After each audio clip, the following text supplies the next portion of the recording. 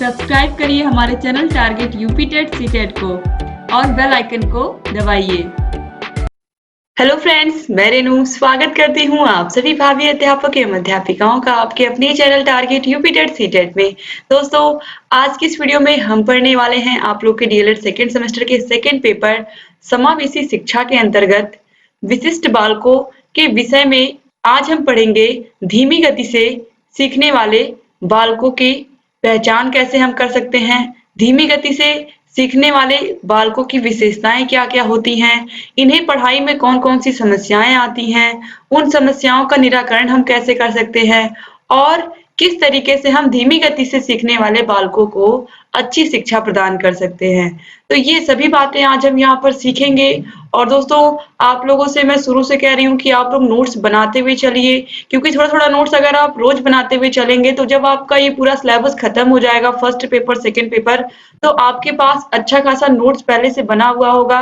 और ये सभी नोट्स आपके UP TET, super TET, C TET में भी पूछे जाते हैं। तो एक बार अगर आपने मेहनत कर ली है तो ये मेहनत आपकी आगे भी आपके काम आएगी। तो इसलिए आप लोग प्लीज नोट्स बनाते हुए चलिए। तो दोस्तों, चलिए स्टार्ट करते हैं। हम धीमी गति से सीखने वाले बालक हम किन्हें कहते हैं। दोस्तों, मनोवैज्ञानिक क्रिक ने 1962 में सामान्य एवं प्रतिभाशाली बच्चों की पहचान उनके द्वारा सीखे गए कार्यों को सीखने की गति के आधार पर की। यहाँ पर कहने का तात्पर्य है कि कुछ बच्चे होते हैं जो कोई भी काम टीचर देते हैं तो उस काम को वो जल्दी कर देते हैं, जल्दी करके दिखा देते हैं।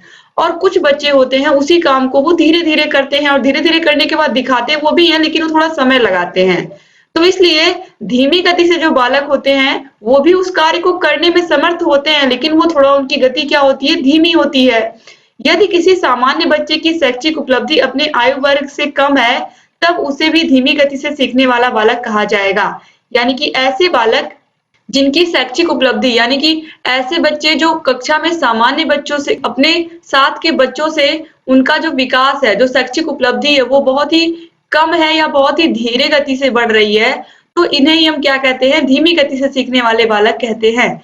अब ऐसे बच्चे जो धीमी गति से सीखते हैं इनमें क्या क्या चीजें होती हैं। देखिए, इन बच्चों का विकास सामान्य बच्चों से कम होता है, यानी कि धीमी गति से सीखने वाले बच्चों का विकास सामान्य बच्चों से कम होता है। और ये समायोजन नहीं कर पाते हैं, यानी कि अपने आप को किसी भी परिस्थिति में ढाल नहीं पाते हैं, अपना समायोजन नहीं कर पाते हैं। इसके अलावा आत्मनिर्भरता या फिर आत्मविश्वास दोनों की क्या होती है, कमी होती है। दोस्तों, यहाँ पर आप आत्मविश्वास ही रखिएगा, आत्मनिर्भरता मत रखिएगा, ठीक है, क्योंकि छोटे बच्चे हैं तो अभी तो इन्हें आत्मनिर्भरता नहीं सिखाई जाएगी, बल्कि इनके अंदर पहले आत्मविश्वास लाया जाएगा। आपको भी पता है कि बच्चे के अंदर अगर कॉन्फिडेंस की कमी होती है तो एक टीचर का कर्तव्य है कि उसके अंदर आत्मविश्वास को जगाए, उसे ये बताए कि तुम किसी भी काम को कर सकते हो, तुम किसी भी बच्चे से कम नहीं हो। तो इन बच्चों का जो आत्मविश्वास होता है वो सामान्य बच्चों की तुलना में क्या होता है, कम होता है। योग्यता भी सामान्य बच्चों से कम होती है। सीखने की गति तो सामान्य बच्चों से कम होती ही है, ये मैंने अभी आपको बताया है। तो दोस्तों, जो बच्चे, ऐसे बालक जिनकी सीखने की गति बहुत ही धीरे होती है, इनकी कुछ विशेषताएं हैं यहाँ पर। तो इन बच्चों की विशेषताएं आप ध्यान से देखिएगा, ये सभी क्वेश्चन एग्जाम में पूछे जाते हैं। तो सबसे पहले शारीरिक विकास। धीमी गति से सीखने वाले बालकों का शारीरिक तथा मानसिक विकास धीमी गति से होता है। ये साफ कपड़े नहीं पहनते हैं। ऐसे बच्चों में या इन बच्चों में आत्मविश्वास की कमी, सामाजिक गुणों का लोप होता है। ये प्रायः स्कूल में अनुपस्थित होते हैं। यानी कि ये जो बच्चे होते हैं, जो धीमी गति से सीखने वाले बच्चे होते हैं, इनमें किस तरीके से आत्मविश्वास की कमी होती है आप देख सकते हैं। सामाजिक गुणों का लोप का मतलब है कि ये समाज में घुल मिल नहीं पाते हैं, किसी भी व्यक्ति से ठीक से बात करने में, या ये कहें कि बहुत झिझक महसूस करते हैं, थोड़ा डरे डरे हुए रहते हैं और अपनी बातों को कह नहीं पाते हैं और प्रायः स्कूल जाने से कतराते हैं, यानी कि ये स्कूल नहीं जाना चाहते हैं। तो इस तरीके से ये बच्चे जो हैं, ये यहाँ पर देखिए लिखा हुआ, ये साफ कपड़े भी नहीं पहनते हैं, यानी कि इन्हें साफ सफाई का भी ध्यान नहीं रहता है अपने। इसके बाद अवधारण शक्ति का अभाव। इसका मतलब है कि टीचर अगर कोई भी चैप्टर सिखा रहे हैं, या मान लीजिए टीचर अगर किसी बच्चे से कह रहे हैं कि तुम 6 का टेबल सुनाओ, तो 6 का टेबल वो बच्चा सुना तो रहा है लेकिन वो बहुत समय ले रहा है। यहाँ पर कहने का मतलब है दोस्तों कि अगर मान लीजिए 2 बच्चे हैं, मान लीजिए रोहित है और मोहन है, 2 बच्चे हैं, तो अगर रोहित उसी पहाड़े को या उसी टेबल को वो केवल और केवल आधे घंटे में यानी कि 30 मिनट में याद करके सुना देता है और मोहन इसी पहाड़े को सुनाने के लिए वो 2 से 3 दिन का समय लेता है। तो इस तरीके से आप कह सकते हैं कि जो मोहन है इसके सीखने की गति क्या है? रोहित से धीमी है, या रोहित अगर सामान्य बच्चा है तो रोहित की गति जो है रोहित की गति मोहन से तेज है। लेकिन हमें यहाँ पर मोहन को समझना है, क्योंकि मोहन जैसे बच्चों की ही बात हो रही है यहाँ पर कि किस तरीके से जो बच्चे धीमी गति से सीखते हैं, इनकी इनकी क्या-क्या विशेषताएं होती हैं और इनको पहचानेंगे हम और फिर इनकी कमियों को हम क्या करेंगे? दूर करेंगे। अब अगर मोहन इतना समय ले रहा है सीखने में, तो ऐसा नहीं है कि ये बच्चा कभी तेज नहीं बन पाएगा। तो इसके लिए अभी क्या प्रयास शिक्षकों को कैसे करना है, इसके बारे में भी मैं बताऊँगी। तो यहाँ पर एक एग्ज़ाम्पल के थ्रू मैंने आपको समझाया कि वही कोई बच्चा उसी पहाड़े को पढ़ने में, याद करने में केवल आधे घंटे का समय लेता है और कोई बच्चा उसी पहाड़े को याद करने में 2 से 3 दिन का समय लेता है। तो धीमी गति से सीखने का मतलब क्या? सीखेगा वो बच्चा भी, लेकिन वो बहुत समय लेगा। ठीक है? धीमी गति से सीखने वाले बालकों की स्मरण शक्ति कम होती है, यानी कि याद करने की क्षमता कम होती है। इसी के कारण धारण शक्ति भी कम होती है, यानी कि वो जल्दी याद भी नहीं कर पाते हैं और उस जो ज्ञान सीखते हैं उसको वो इकट्ठा करके भी नहीं रख पाते हैं, यानी कि फिर वो भूलने भी लगते हैं। तो इस तरीके से अवधारण शक्ति का अभाव होता है। असुरक्षा की भावना, दोस्तों असुरक्षा का मतलब है यहाँ पर मान लीजिए बच्चा क्लास में है और जैसे ही टीचर आते हैं वो अपने आप को बहुत ही डरा हुआ, सहमा हुआ महसूस करता है। कहीं टीचर मेरी पिटाई ना कर दें या टीचर मुझसे कुछ पूछ ना ले, मैं बता ना पाऊँ। एक असुरक्षा की भावना होती है, बच्चा अंदर से डरा-डरा रहता है। तो आत्मविश्वास की भावना इन बालकों में इसका अभाव होता है और इसलिए ये असुरक्षा की भावना इनके अंदर होती है। क्योंकि आत्मविश्वास का अभाव होता है, इनके अंदर ये भावना नहीं होती है कि शिक्षक आ रहे हैं, आए हम हमारा सारा सब्जेक्ट तैयार है, सारा टॉपिक तैयार है, वो कुछ भी पूछेंगे मैं बता ले जाऊँगा। तो इसका क्या होता है, अभाव होता है इन बच्चों में, थोड़ा डरे हुए, सहमे हुए रहते हैं और इसीलिए असुरक्षा की भावना इनके अंदर होती है। इसके बाद अभिव्यक्ति या संप्रेषण क्षमता का अभाव। दोस्तों इसका मतलब है वो अपनी बातों को स्पष्ट रूप से किसी से कह नहीं पाते हैं, किसी से बता नहीं पाते हैं, वो झिझक महसूस करते हैं। संप्रेषण का मतलब आप लोगों को भी पता है, कम्युनिकेशन, यानी कि अपने विचारों को दूसरों के सामने रखना और दूसरों के विचारों को भी समझना। लेकिन ये बच्चे अपनी बातों को कहने में झिझकते हैं और ये थोड़ा डरे हुए रहते हैं, ये आपने देखा ही, तो अपनी बातों को ठीक से कह नहीं पाते हैं, अपने आप को अभिव्यक्त नहीं कर पाते हैं और किसी से सही से बात करने में भी इनके अंदर कॉन्फिडेंस नहीं होता कि हम अच्छे से बात कर पाएँ। तो इन सभी क्षमताओं का क्या होता है, इन बच्चों में अभाव होता है। समस्याग्रस्त रहते हैं, समस्याग्रस्त इसलिए रहते हैं क्योंकि जब ये बच्चे अपने आप को थोड़ा डरा हुआ महसूस करते हैं, असुरक्षा की भावना में रहते हैं, याद करने की क्षमता कम होती है और अभिव्यक्ति, अपनी बातों को दूसरे के सामने रख नहीं पाते हैं, दूसरों से कम्युनिकेशन नहीं स्थापित कर पाते हैं, यानी कि दूसरों से बातचीत करने में इन्हें झिझक महसूस होती है। तो ऐसे बच्चों को कुछ लोग हेय दृष्टि से देखने लगते हैं या फिर कुछ लोग इनसे अपने आप को कट कर लेते हैं और इनको अपना फ्रेंड नहीं बनाना चाहते हैं कुछ बच्चे। तो ऐसे बच्चे समस्याग्रस्त हो जाते हैं, यानी कि ये फिर घुल-मिल भी नहीं पाते हैं। तो एक शिक्षक का ये दायित्व है कि इन सभी बातों का ध्यान रखें, किसी भी बच्चे को क्लास में इस तरीके से हेय दृष्टि से ना देखा जाए और हर एक बच्चे का विकास हो, ये बहुत ज़रूरी है। अब इसके बाद दोस्तों देखिए, धीमी गति से सीखने वाले बच्चों की पहचान आप कैसे करेंगे क्लास में, कि कौन सा बच्चा ऐसा है जो धीमी गति से सीख रहा है और उस पर कितनी मेहनत करने की ज़रूरत है। तो सबसे पहले यहाँ पर आप देखिए निरीक्षण विधि है। छात्र के विभिन्न क्रियाकलापों का निरीक्षण करना, यानी कि बच्चा कोई भी कार्य अगर शिक्षक दे रहा है तो कौन सा बच्चा कितने कम समय में करके दिखा रहा है और कौन सा बच्चा कितना अधिक समय ले रहा है। क्योंकि आपको धीमी गति से सीखने वाले बच्चों की पहचान करनी है, तो आप क्या करोगे, निरीक्षण विधि में आप देखोगे कौन सा बच्चा कार्य को ज़्यादा समय ले रहा है करने में, कौन सा बच्चा याद नहीं कर पा रहा है जो टीचर दे रहे हैं होमवर्क को, कौन सा बच्चा जल्दी लिख नहीं पा रहा है, कौन सा बच्चा अपनी बातों को अभिव्यक्त नहीं कर पा रहा है। यही सब चीज़ें क्या करेंगे आप निरीक्षण विधि में देखेंगे। इसके बाद एकल अध्ययन विधि, इसमें दोस्तों मुख्य रूप से बच्चे के जन्म से लेकर के वर्तमान स्थिति, जो उसकी वर्तमान स्थिति है, तब तक की सभी सूचनाएं एकत्रित की जाती हैं। कैसे एकत्रित की जाती हैं? बच्चे के माता-पिता से, बच्चे के मित्रों से, बच्चे के आस-पड़ोस के लोगों से। तो एकल अध्ययन विधि है, इसके अंतर्गत बच्चे की पूरी जन्म से लेकर के वर्तमान तक की हर चीजें नोटिस की जाती हैं, यानी कि हर चीजें नोट की जाती हैं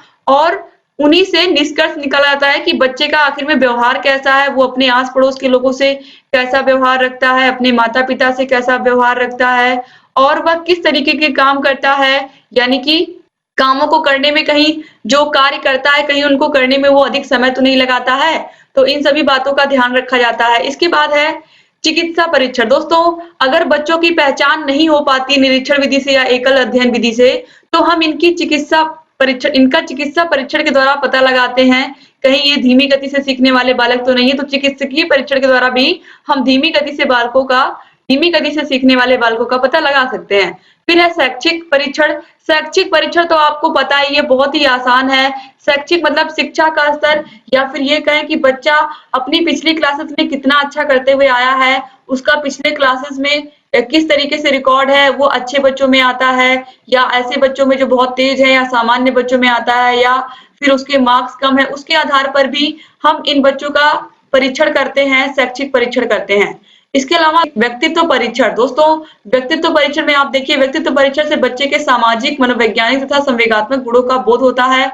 यदि बच्चे के व्यवहार और समायोजन क्षमता में कमी पाई जाती है, तो धीमी गति का बालक माना जाता है। यानी कि उसके व्यक्तित्व का परीक्षण किया जाता है कि वो समाज में किस तरीके से फ्रेंड्स बनाता है या नहीं बनाता है और उसका जो संवेगात्मक विकास है वो ठीक से हुआ है कि नहीं, मतलब अगर किसी चीज पर खुश होना चाहिए तो उन चीजों पर वो खुश होता है कि नहीं, अगर किसी चीज पर दुखी होना चाहिए तो उन बातों पर वो दुखी होता है कि नहीं, इन सभी बातों को इसमें देखा जाता है, इस परीक्षण में, व्यक्तित्व परीक्षण में। और इसके बाद बुद्धि परीक्षण। दोस्तों, बुद्धि परीक्षण के द्वारा भी धीमी गति से सीखने वाले बालकों का पता लगाया जाता है, उनकी बुद्धि लब्धि का पता लगाया जाता है और उसके आधार पर कहा जाता है कि ये धीमी गति से सीखने वाला बालक है या प्रतिभाशाली बालक है। अब दोस्तों देखिए, धीमी गति से सीखने वाले बालक जो हैं, इनके जो सीखने के कारण है, यानी कि धीमी गति से सीखने के कारण है, धीमी गति से सीखने वाले बालकों के कारण क्या है, क्या रीजन है कि ये धीमी गति से सीखते हैं। तो इसमें सबसे बड़ा जो रीजन है वो आर्थिक स्थिति या गरीबी। आप लोगों को मैं बार बार बता चुकी हूँ कि प्राइमरी स्कूलों में जो बच्चे आते हैं वो सभी बच्चे, उनकी आर्थिक स्थिति बहुत अच्छी नहीं होती है, ये बातें आप लोग को भी पता है। तो आर्थिक स्थिति और गरीबी ये कहीं न कहीं बहुत ज़्यादा इफ़ेक्ट करती है। इसका रीज़न ये है कि बहुत सारे बच्चे ऐसे हैं जो स्कूल में आते हैं लेकिन सुबह-शाम वो कहीं न कहीं काम करते हैं और इसके अलावा रात में भी वो मज़दूरी करते हैं कभी-कभी। तो ऐसे बच्चे स्कूल में आते हैं बिल्कुल थके-थके हुए रहते हैं और वो थके-थके होने की वज़ह से वो जो टीचर पढ़ाते हैं उन बातों को वो ग्रहण ही नहीं कर पाते हैं और टीचर की बताई हुई बातों को वो सीख ही नहीं पाते हैं। तो कहीं न कहीं गरीबी और बच्चों की आर्थिक स्थिति, ये बच्चों के परिवार की आर्थिक स्थिति, ये दोनों चीजें बहुत मायने रखती हैं। तो कहीं न कहीं इसकी वजह से भी बच्चे धीमी गति से सीखते हैं। अब परिवार के सदस्यों का मानसिक स्तर, दूसरा पॉइंट है परिवार के सदस्यों का मानसिक स्तर। यहाँ पर आप लोगों को पता है बायोलॉजी में आप लोगों ने एक चैप्टर पढ़ा है था आनुवांशिकता, उसमें क्या चीजें बताई गई हैं कि माता-पिता के जो गुण होते हैं वो बच्चों के अंदर भी आते हैं। तो यहाँ पर कहने का मतलब है दोस्तों कि अगर किसी बच्चे के माता-पिता का मानसिक स्तर उच्च नहीं है या फिर वो उन्होंने पढ़ाई-लिखाई नहीं की है या फिर वो पढ़े-लिखे नहीं है, तो कहीं न कहीं उसका असर उनके बच्चों पर भी देखने को मिलता है और उनका बच्चा भी क्या होता है, धीमी गति से सीखने वाला होता है।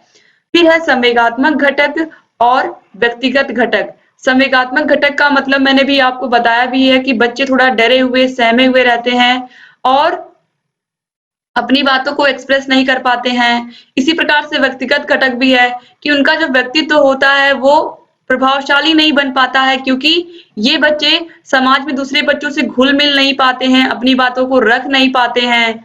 तो इस तरीके से ये सभी क्या है, धीमी गति से सीखने वाले बालकों के कारण हैं। अब इसके बाद धीमी गति से सीखने वाले बच्चों की समस्याएं क्या हैं, तो ज्ञान अधिगम समस्याएं, यानी कि ये जो टीचर पढ़ाते हैं, जो ज्ञान देते हैं, उन्हें क्या करते हैं, वो सीख नहीं पाते हैं।